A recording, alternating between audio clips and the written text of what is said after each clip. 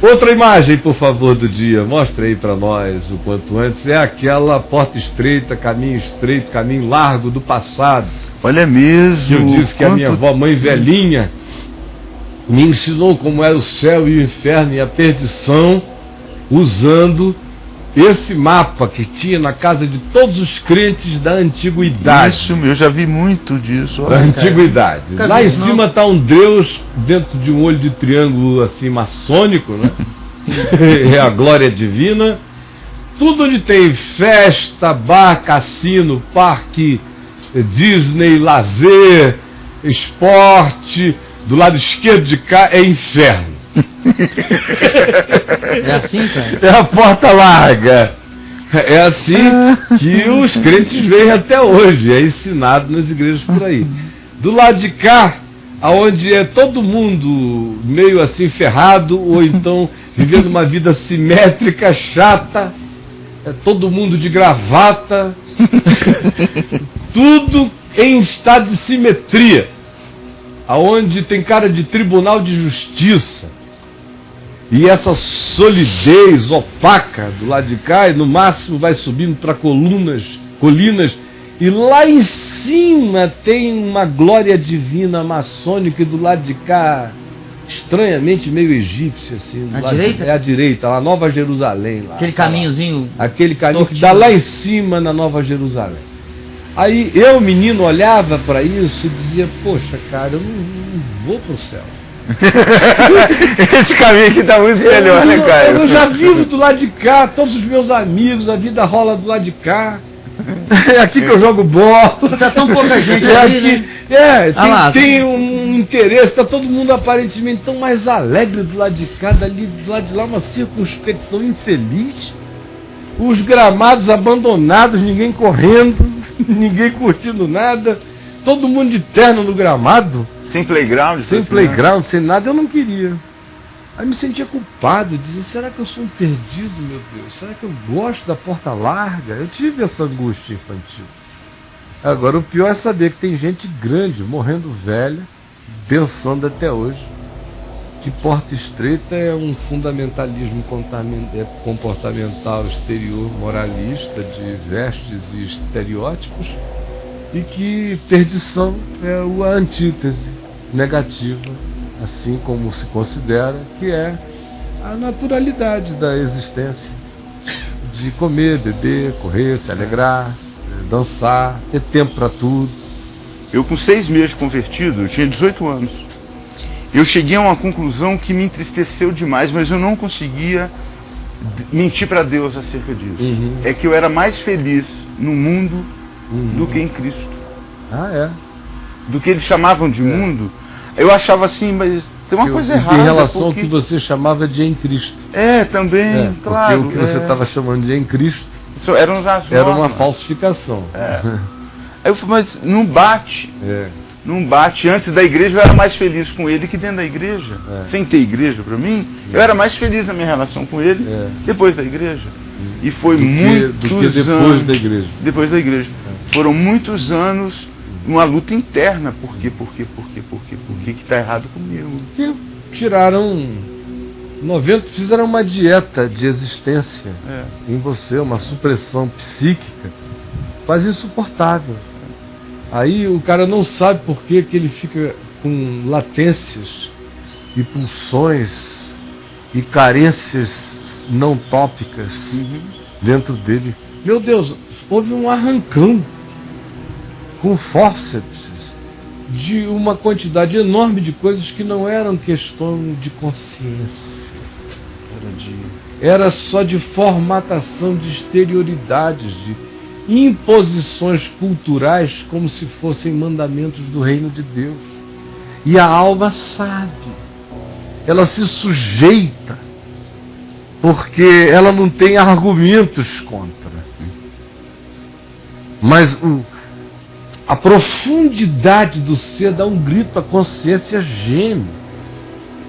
Agora imagina o que é chegar de repente algo que se serve do seu medo, porque em geral as pessoas se convertem por medo do inferno ou por medo do que a vida delas no presente já começa a delinear de catástrofe, ou de infelicidade, ou de tristeza. Então, para evitar uma calamidade, muita gente se converte à religião. Mas não é por entendimento, não é por constrangimento de amor, não é porque foram esmagados pela graça. Não, é por medo, ou por educação religiosa, ou por qualquer outra coisa. Mas, em razão disso, elas não sabem o que é ir vivendo pela fé em coerência com a consciência que vai sendo forjada no Evangelho. No entanto, mesmo no estado mais original, a interioridade da gente carrega intuições e centelhas divinas do significado da verdade, do que importa para Deus em relação ao homem. Todo homem sabe lá no fundo. Todo homem sabe, esse é o testemunho inexcusável. É em relação a essa referência que mesmo os que nunca tiveram informação nenhuma acusam-se ou defendem-se interiormente, porque esse espigão foi posto, enfiada essa espada na alma de todo mundo. Então o cara sabe. Aí, por causa do estelionato feito em nome de Deus, e da fanatização do processo, e da utilização dos medos e culpas que sobre eles são lançados, ele supostamente se converte, e essa conversão implica numa supressão de 90% do que ele tranquila e saudavelmente chamava de minha vida. Isso mesmo, cara. É retirada dele assim, vulco. Fica um buraco danado. Os amigos, ele já não pode mais falar. Os primos são evangélicos, não, então deixa para lá. Os queridos de infância estão todos perdidos, subitamente viraram cidadãos do inferno. O pai e a mãe, se não são da igreja, já são pessoas que ficaram sob suspeição de perdição. Meu Deus, imagina só a angústia de solidão e os arrancamentos e os desenraizamentos e o estado de flutuação no nada que esse cara é deixado de repente. E todas as referências de vínculo saudável dele são supressas como malignas, como perversas, mundanas, profanas, desagradáveis a Deus, como falsas comunhões carnais, que ele tem que abandonar da noite para o dia. A supressão que se faz é muito grande, a carência que se gera é enorme. Nesse buraco a igreja se enfia como ela pode, ela tenta arrombar, ela tenta virar teu pai, tua mãe, teu melhor amigo. Ela te dá o universo inteiro das tuas necessidades. Ela tenta suprir para você se tornar um filho daquela Nossa Senhora. Isso mesmo. Daquela Nossa Senhora. Meu Deus. Virou uma Nossa Senhora concreta. Um rainha mãe e um zangão apostólico lá dentro dessa colmeia de absinto aqui e de condicionamento. Então, como é que isso não pode gerar consequências desastrosas, emocionais, psíquicas, de descontinuidade da alma? Quase todo crente que eu conheço que sofreu esse tipo de conversão aí dos dois caminhos, que é só conversão estereotipada, mostra aí a imagem de novo, conversão só de sinal de trânsito, conversão de estrada, não é conversão no caminho, não é conversão no caminho interior, é só nas estradas exteriores da mundanidade planetária. Quem experimentou esse tipo de conversão viveu essas supressões e sofre de latências angustiosas e carências profundas que não consegue discernir, às vezes, para o resto da vida. Pode voltar para mim, obrigado. Não consegue discernir para o resto da vida. São aflições profundas. E a maioria das pessoas que viveram esse processo são meninos interrompidos, meninas interrompidas, adolescentes interrompidos, são senhoras interrompidas. É gente que interrompeu.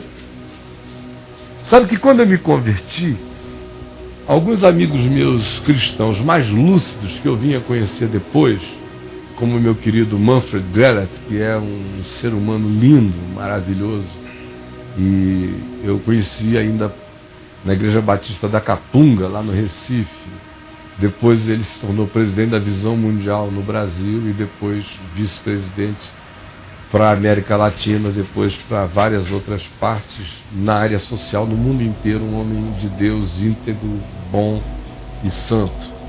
E ele foi uma das pessoas que, assim que nós ficamos amigos, ele me disse algo muito sério. Ele falou: Caio, eu queria te pedir uma coisa e te dizer uma coisa. Você é o primeiro cara que eu conheço que tem uma história, tem um antes e depois sem interrupção. Você não se permitiu ser interrompido. Você não se interrompeu, essa é uma coisa maravilhosa. Porque você narra a sua vida antes da conversão sem nenhum problema, não tem preto e branco antes lá e colorido depois. Lá tinha cor também, lá era lá. E aqui só não é lá porque é hoje. E isso é a coisa mais saudável que eu já vi num processo de conversão dramático como o seu, porque a maioria gera pessoas cortadas.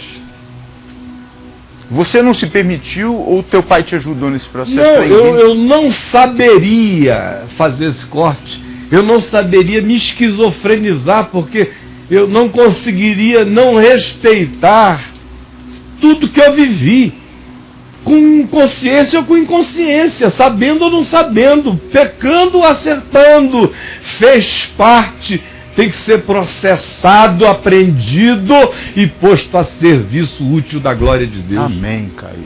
Foi só o que eu entendi que o Evangelho fazia. Não tem esse negócio de DNA lixo, não, tá tudo inteiro para ser utilizado e planificado por ele. Agora, as conversões de exterioridade geram meninos interrompidos, meninas interrompidas, adultos interrompidos, e os problemas brotam todo dia aqui. Boa parte deles aparecem dessas conversões de secção, conversões que não integraram, que não fizeram o pecador conscientemente santo, de que ele é um pecador santificado. São aquelas conversões que dizem: antes eu era pecador, hoje eu sou santo. Não, agora você é esquizofrênico, presunçoso, sofrendo de um mal que Pink Freud não explicou ainda. Chamado de farisaísmo essencial. Essa é a sua doença. Mas o ser integrado é esse indivíduo que pega e diz como Paulo: olha, tudo aquilo virou adubo, fertilizante. Não é o que Paulo diz? Tudo aquilo ali virou fertilizante, está na minha raiz. Tudo que de certo e de errado, de sensato e de insensato eu fiz na minha vida, se transformou em adubo, em fertilizante. Para me projetar para outras coisas. A caca que tenha sido serve porque a matéria orgânica de mim está sendo processada e vai voltar como fruto de glória. Verdade. Não cara. tenha medo do seu cocô passado. É verdade. Deixe-o como fertilizante orgânico. Faça dele uma compostagem. Vai se transformar em fruto doce na sua vida. Não viva para exaltá-lo, porque ele faz parte do dia de ontem que se foi. E não viva para negá-lo, porque ele faz parte de algo que se foi esquecido. Lições não serão aprendidas. É mesmo, cara. É mesmo. Lições não serão aprendidas. Então, o Evangelho não cria meninos interrompidos nem meninas interrompidas. O Evangelho gera uma nova criatura. Com a síntese da sabedoria de Deus e do aprendizado da vida, produzindo experiência, paciência, esperança. A graça de Deus se miscui na existência para que nada se desperdice. Aleluia, glória a Jesus. Juntam-se os cestos depois do milagre. Junta tudo para que nada se perca. Está tudo a serviço desse crescimento exponencial da graça de Deus brotando e jorrando de mim, em nome de Jesus. Como eu disse, a gente aprende no Evangelho que o caminho da vida é Jesus, é o Evangelho. Jesus é o Evangelho é Jesus. Jesus é a encarnação do Evangelho. O Evangelho é a expressão da mente de Cristo, do conteúdo desse significado andante do Deus encarnado entre nós. E o Evangelho nos ensina que antes importa obedecer a Deus do que aos homens, ou seja, de que quando nós estamos diante de decisões da estrada, das exterioridades, das visibilidades com as suas sinalizações, se as sinalizações da estrada não forem coerentes com as verdades de Deus plantadas e postas no nosso coração, em nome da verdade de Deus na nossa consciência, que se transgrida qualquer que seja o sinal da estrada. Mostre essa última imagem, por favor. É uma fala do Mahatma Gandhi. Nas questões de consciência, a lei da maioria não conta. Ele aprendeu isso no Evangelho. É pura e simplesmente o que Jesus ensina. Eu acho tudo muito bonito, como a graça de Deus vai se derramando sobre os homens. Sem pedir licença a nós, nada, né, Caio? Sem informar coisa nenhuma, isso não atrapalha. Porque Jesus é a verdadeira luz que vindo ao mundo, livremente, como Ele quer, ilumina do jeito que Ele deseja a todo homem, em nome do Senhor Jesus. Que coisa linda, minha gente.